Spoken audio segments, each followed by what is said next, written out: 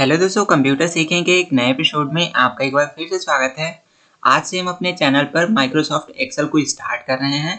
आपको पता है हमारे चैनल पर पहले से ही माइक्रोसॉफ्ट ऑफिस का प्लेलिस्ट बना हुआ है, जहां पर मैंने आपको Microsoft Word, Microsoft PowerPoint, Microsoft Excel, Microsoft Access, complete Microsoft Office सिखाई हुई है। तो उसी प्लेलिस्ट में आज से हम माइक्रोसॉफ्ट एक्सेल को स्टार्ट कर रहे हैं। तो आज का ये वीडियो हमारा पहला वीडियो है माइक्रोसॉफ्ट एक्सेल के बारे में।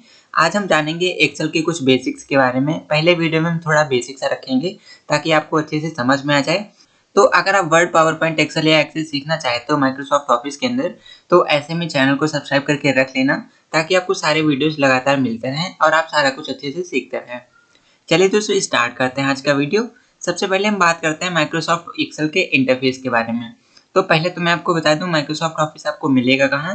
जब आप स्टार्ट मेनू पर क्लिक करते हैं, स्टार्ट बटन पर क्लिक करते हैं, तो यहाँ पर आपको ऑल ऐप्स में आ जाना है, या फिर आप अगर विंडोज 7 यूज करते हैं तो यहाँ पर नीचे आपको ऑल प्रोग्राम का एक ऑप्शन मिल जाएगा।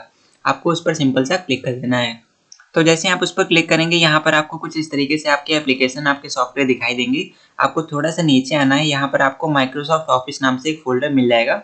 इस तरीके से आपको इस पर क्लिक करना है। तो जैसे आप माइक्रोसॉफ्ट ऑफिस के फोल्डर को ओपन करेंगे, आपको यहाँ पर सारे के सारे सॉफ्टवेयर मिल जाएंगे। फिर भले आपका वर्ड हो, आपका पावर पॉइंट हो, या फिर आपका माइक्रोसॉफ्ट एक्सेल हो। तो आपको सिंपल सा इस पर क्लिक करना है और आपको इसको ओपन कर लेना है। तो कुछ इस तरीके से आपको एक्सेल का इंटरफेस देखने को मिलेगा आपके कंप्यूटर पर। अब दोस्तों यहाँ पर करना क्या है, सबसे पहले तो आपको इस इंटरफेस को अच्छे से समझना है, तभी आपको ये सॉफ्टवेयर अच्छे से चलाना आएगा, आप अच्छे से इसको यूज कर पाओगे। तो दोस्तों सबसे पहले तो हम बात करते हैं इस सॉफ्टवेयर के इंटरफेस के बारे में।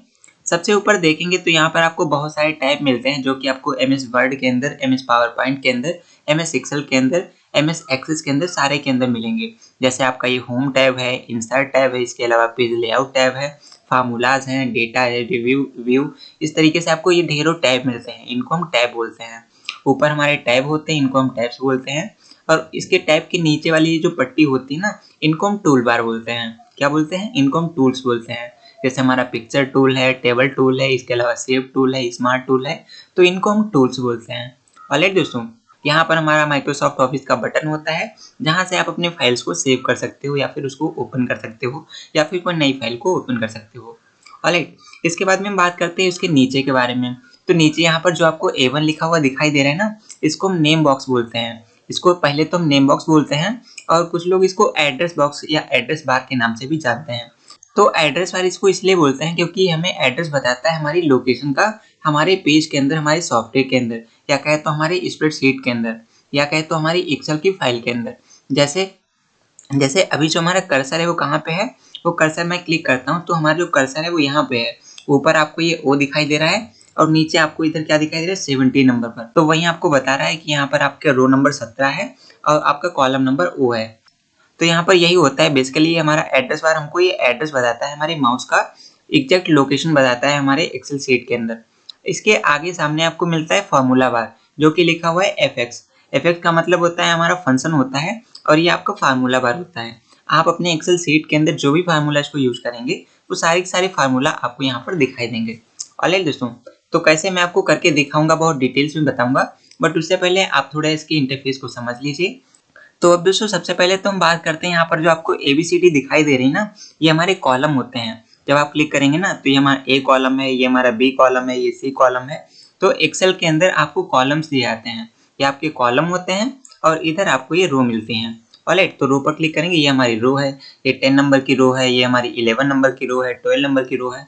तो इस तरीके से आपको रोज और कॉलम्स दिए जाते हैं, जिनका इस्तेमाल आप डेटा एंट्री करने के लिए करते हैं माइक्रोसॉफ्ट एक्सेल के अंदर।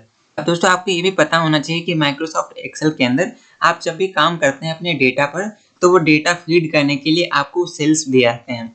आप सेल के अंदर डेटा को फीड करते हैं। अब ये सेल क्या होता है? तो दोस्तों सेल हमारे एक्सेल के अंदर वो पार्ट होता है जहाँ पर हम कुछ भी डेटा को इंटर करते हैं, अपने डेटा में एंट्री करते हैं। जैसे यहाँ पर आपको जो ब्रैकेट दिखाई दे रहा है ना, आपको ये जो बॉक्स दिखाई दे रहा है, रेक्टेंगल आपको दिखाई दे रहा है, तो इसी बॉक्स को, इसी को ही हम बोलते हैं सेल। ये हमारी सेल है। आप जहाँ पर भी क्लिक कर देंगे, कोई ना कोई वो सेल होगी। आप कहीं पर भी क्लिक करेंगे, ये जो आपको बॉक्स दिखाई देगा, इसी को ही हम सेल बोलते हैं। और इस सेल का अगर आप एड्रेस पता करना चाहते हैं तो कैसे कर सकते हैं, तो यहाँ पर आपको एड्रेस बार में उसका एड्रेस मिल जाएगा। L आपको बताता है आपके कॉलम का नंबर, यानी कि आपके कॉलम का नाम बताता है, और जो 13 लिखा है वो आपकी रो का नंबर बताता है। यानी कि 13वीं रो में 13th रो में और आपके एल कॉलम में आपकी पोजीशन है, आपकी सेल की पोजीशन है। ऑलराइट, तो इस तरीके से आप इसको पता कर सकते हैं। तो ये तो बात हो गई हमारी सेल की। अब दोस्तों यहाँ पर हम बात करते हैं कि आपके पेज के अंदर, पूरे के पूरे पेज के अंदर कितने कॉलम होते हैं या कितनी रोज होती हैं। तो ये पता करना बहुत ही आसान है। आप कैसे पता कर सकते हैं? आपको सबसे ऊपर पहले वाले A1 पर आपको आना है, अपने सेल को रखना है, कर्सर से इसको हम क्लिक करेंगे और उसके बाद में आपको करना क्या है, आपके कीबोर्ड में जो आपकी 4 बटनें होती हैं ना, जिनसे हम ऊपर नीचे दाएं बाएं करते हैं, जिनको हम कंट्रोल एरो कीज बोलते हैं, तो आपको करना क्या है, एरो के यहाँ पर रखेंगे और कंट्रोल बटन और उसके साथ में आपको आपकी जो राइट बटन होती है उसको प्रेस करेंगे। तो कंट्रोल के साथ जैसे आप राइट बटन प्रेस करेंगे, आप देखेंगे आपका जो सबसे लास्ट वाला कॉलम है ये है हमारा XFD। हमारे कॉलम का नाम क्या है? XFD। ये हमारा सबसे आखिरी कॉलम होता है एक्सेल सीट के अंदर, या कहे तो स्प्रेड सीट के अंदर, या MS ऑफिस की जो सीट होती है, MS एक्सेल की जो सीट होती है उसके अंदर। तो XFD हमारा लास्ट कॉलम होता है। ऑलराइट, और अगर हम बात करें लास्ट रो कौन सी होती है हमारी, तो उसके लिए क्या करेंगे, हम फिर से वापस आएंगे। वापस आने के लिए कंट्रोल बटन के साथ में लेफ्ट बटन दबाएंगे, हम फिर से वापस आ जाएंगे। अब अगर आपको पता करना है कि आपके पूरे पेज के अंदर कितनी रोज हैं, तो उसके लिए आप कंट्रोल बटन दबाएंगे और आपकी डाउन एरो वाली जो की है उसको प्रेस करेंगे। तो यहाँ पर आप देखेंगे, ये देखिए 10,48,576 इतनी आपके पेज के अंदर रोज होती हैं एक्सेल फाइल के अंदर। ऑलराइट दोस्तों, तो इस तरीके से आप पता कर सकते हैं 10,48,576 रोज होती हैं आपकी एक्सेल शीट के अंदर। अगर आपको फिर से ऊपर जाना है तो कंट्रोल बटन के साथ में ऊपर वाली जो बटन होती है अप एरो वाली, उस पर क्लिक करेंगे, पहले पेज पर आ जाएंगे, पहली रो पर आ जाएंगे। तो आई होप दोस्तों यहाँ पर आपको समझ में आ गया होगा कि कंट्रोल बटन के साथ में जब आप लेफ्ट राइट अप डाउन वाली बटन पर क्लिक करते हैं तो आप ऊपर नीचे दाएं बाएं जा सकते हैं, क्या कहते हो, पहली और आखिरी रो पर आप आसानी से शिफ्ट कर सकते हैं, स्विच कर सकते हैं। अब दोस्तों इसके बाद में बात करते हैं, नीचे आते हैं यहाँ पर, तो यहाँ पर आपको शीट 1, शीट 2, शीट 3 करके मिलता है और एक ऑप्शन आपको और दिया जाता है न्यू वर्कशीट लेने के लिए। तो सबसे पहले तो आपको पता होना चाहिए वर्कशीट क्या होता है। तो आपको बता दूं, आप एक्सेल के अंदर जब काम करते हो अपने फाइल पर, अपने पेज पर, तो आपका ये जो पेज होता है जिस पर आप डेटा एंट्री करते हो, तो इसी पेज को ही हम क्या बोलते हैं, इस पेज को एक तो हम शीट बोलते हैं, जो कि यहाँ पर लिखा हुआ शीट, एक तो हम इसको स्प्रेड शीट बोलते हैं, एक इसको हम एक्सेल शीट बोलते हैं और इसको हम वर्कबुक के नाम से भी जानते हैं। तो ये 3-4 नाम होते हैं, आपको पता होना चाहिए एक्सेल के अंदर। एक तो होता है शीट होता है, एक स्प्रेड शीट होता है, एक एक्सेल शीट होता है और एक हमारी वर्कबुक होता है। तो ये चारों टर्म आपको पता होना चाहिए। ये चारों हमारे एक्सेल के अंदर जो पेज होता है उसी के नाम होते हैं। ऑलराइट दोस्तों, और ये जो हमारी ये सेल होती है जो आपको रेक्टेंगल बॉक्स मिलता है, इसी को हम सेल बोलते हैं। अच्छा, अब अगर हम बात करें एक्टिव सेल क्या होते हैं, चलिए इसके बारे में हम आगे बात करेंगे, पहले हम नीचे बात करते हैं। तो दोस्तों यहाँ पर आपको मैंने बताया जो हमारा पेज होता है इसे ही हम सीट बोलते हैं। जैसे ये शीट 1 है, ये शीट 2 है, ये शीट 3 है। तो आपके जो पेज होते हैं, ये हमारा पहला पेज है, शीट 2 पर क्लिक करेंगे ये हमारा दूसरा पेज आ जाएगा, शीट 3 पर क्लिक करेंगे ये हमारा तीसरा पेज आ जाएगा। और अगर आप और पेज लेना चाहते हैं तो यहाँ पर एक ऑप्शन आपको मिलता है ये वाला, इस पर आप क्लिक करेंगे न्यू वर्कशीट का, आपको इस पर क्लिक करना है, आपका चौथा पेज आ जाएगा, फिर से क्लिक करेंगे 5वां पेज आ जाएगा। इस तरीके से एक्सेल के अंदर बहुत सारे पेज ले सकते हैं, बहुत सारी शीट्स ले सकते हैं, जिन पर आप अलग अलग काम कर सकते हैं। मैं आपको थोड़ा करके दिखा देता हूँ। जैसे अभी मेरी शीट 1 ओपन है, इस पर मैं कुछ भी डेटा इंटर कर देता हूँ। मान लीजिए मैं 4-5 से यहाँ पर टाइप कर दिया, ठीक है। अगले पेज पर आएंगे, यहाँ पर मैं कुछ और डेटा इंटर कर देता हूँ।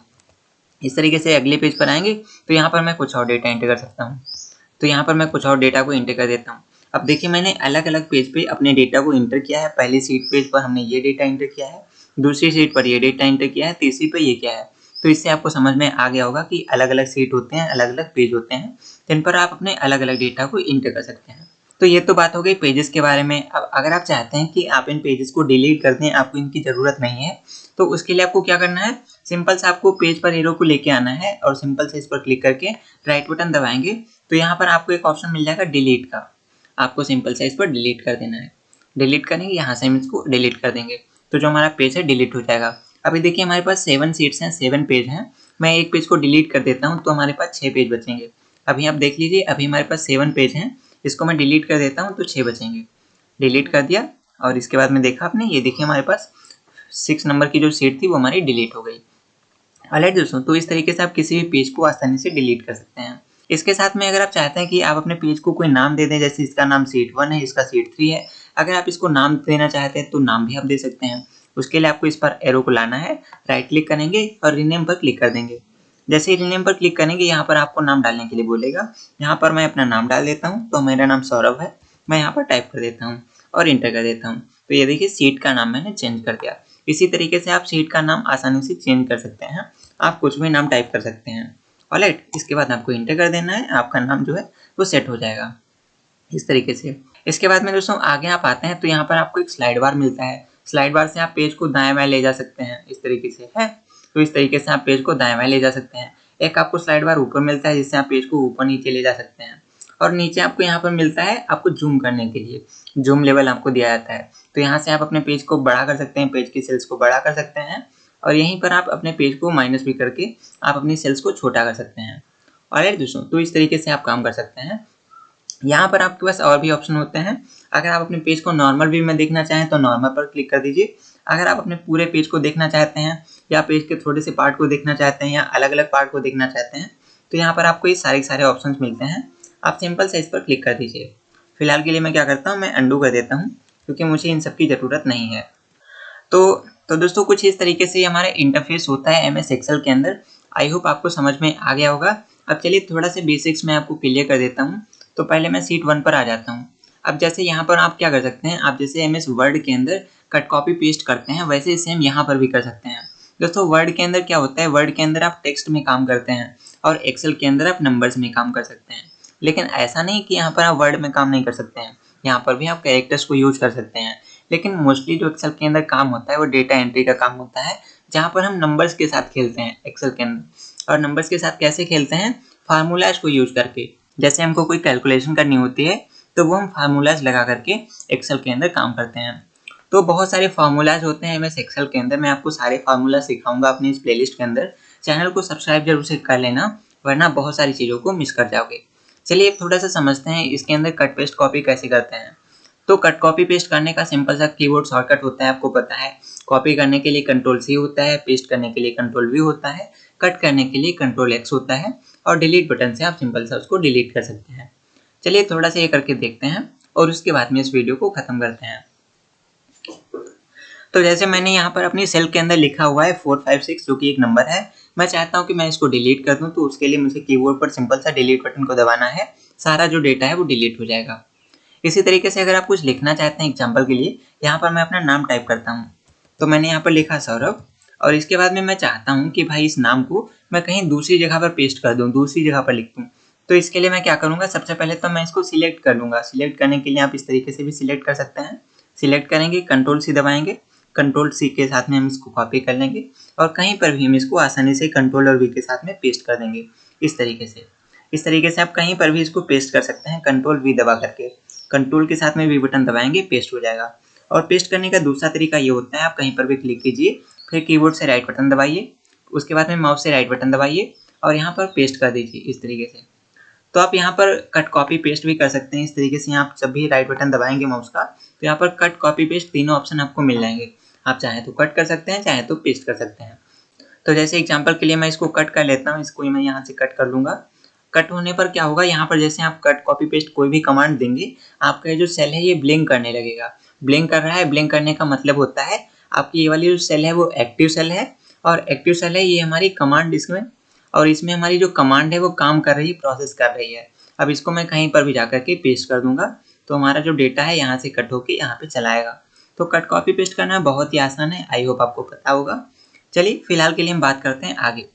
तो दोस्तों जब भी आप एक्सेल के अंदर काम करते हैं ना अपनी वर्कबुक के अंदर, तो आप जिस भी सेल में काम कर रहे होते हैं, जैसे कि अभी मैं इसके अंदर काम कर रहा हूँ, इसमें मैं डेटा फीडिंग कर रहा हूँ, तो इस वाली सेल में जिसमें मैं डेटा फीड कर रहा हूँ इसको हम एक्टिव सेल बोलते हैं। एक्टिव सेल बोलते हैं, आपको ये पता होना चाहिए। तो एक्टिव सेल कुछ इस तरीके से होती है, जिसमें हम काम कर रहे होते हैं वही हमारी एक्टिव सेल होती है। तो दोस्तों इतना सब करने के बाद जब भी आप एक्सेल के अंदर अपना काम पूरा कर लेते हैं तो यहाँ पर आपका एक काम बचता है। क्या काम बचता है कि आपने जो भी डेटा एंट्री की है, जो भी यहाँ पे डेटा को फीड किया है, उस डेटा को आप सेव कर दें, क्योंकि सेव करना बहुत ज़रूरी है। अगर आप सेव नहीं करेंगे तो आपका सारा का सारा डेटा डिलीट हो जाएगा, सेव नहीं होगा तो सब चला जाएगा, आपकी मेहनत वेस्ट हो जाएगी। तो आप अपनी फाइल को सेव कैसे कर सकते हैं, तो सेव करना बहुत ही आसान है। पहले मैं आपको दिखा देता हूँ। पहले आप हमारा डेस्कटॉप देखिए, यहाँ पर कोई भी आइकन नहीं है और उस फाइल को मैं यहीं डेस्कटॉप पर ही सेव करने वाला हूँ। तो उसको कैसे करेंगे, तो सेव करने के लिए आपको यहाँ पर माइक्रोसॉफ्ट ऑफिस का जो बटन है आपको इस पर क्लिक करना है और यहाँ पर सेव एज पर क्लिक कर देना है। सेव एज पर क्लिक करेंगे, यहाँ पर कुछ इस तरीके से मेनू ओपन होगा। यहाँ पे बुक 1 करके दिखा रहा है, आप यहाँ पर कुछ भी नाम टाइप कर सकते हैं। जैसे मैं इसको फाइल 1 कर देता हूँ, ऑलराइट। तो फाइल 1 करके इसको मैं सेव कर देता हूँ। नीचे आपको सेव एज टाइप में एक्सेल वर्कबुक ही रखना है, आपको इसको चेंज करने की ज़रूरत नहीं है। आप इसको सेम ऐसे ही एज इट इज छोड़ दीजिए। आगे आपसे पूछता है आपकी लोकेशन कहाँ पर आप इसको सेव करना चाहते हैं, तो मैं यहाँ से डेस्कटॉप पर क्लिक कर देता हूँ। मैं इसे डेस्कटॉप पर ही सेव करना चाहता हूँ और इसके बाद मैं सेव पर क्लिक कर दूंगा। जो हमारी फाइल है वो हमारी एक्सेल की फाइल यहाँ पर हमारी सेव हो जाएगी। ये देखिए फाइल 1 नाम से हमारी फाइल सेव हो चुकी है। अब मैं इसको जब भी ओपन करूँगा तो हमारी सेम वही चीज़ ओपन हो जाएगी जो मैंने लास्ट टाइम में छोड़ा था, कुछ इस तरीके से। ऑलराइट दोस्तों, तो आई होप आपको इतना कुछ क्लियर हुआ होगा। इसके साथ में दोस्तों मैं आपको और भी बहुत सारी चीज़ें बताऊंगा अगले पार्ट में, अगले वीडियो में। तब तक के लिए फिलहाल के लिए इस वीडियो में बस इतना ही। आई होप आपको सारा कुछ अच्छे से समझ में आ गया होगा। चलिए दोस्तों, जल्दी मिलते हैं आपसे एक और नए वीडियो के साथ। वीडियो में यहाँ तक बने रहने के लिए आपका बहुत बहुत धन्यवाद। तो आज का ये वीडियो आपको कैसा लगा कमेंट करके जरूर बताइएगा। मन में कोई सवाल हो तो कमेंट कीजिएगा। हम जल्दी मिलते हैं आपसे एक और नए वीडियो के साथ। नमस्कार।